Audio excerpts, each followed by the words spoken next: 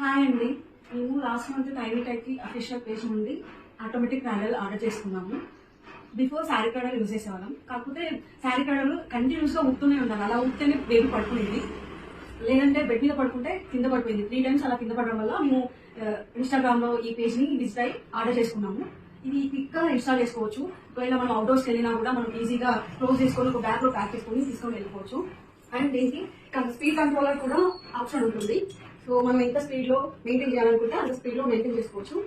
దీనికి mosquito net కూడా వచ్చిందండి సేఫ్టీ కోసం. అండ్ బేబీ కింద పడుతుందని భయం కూడా ఏమీ లేదు.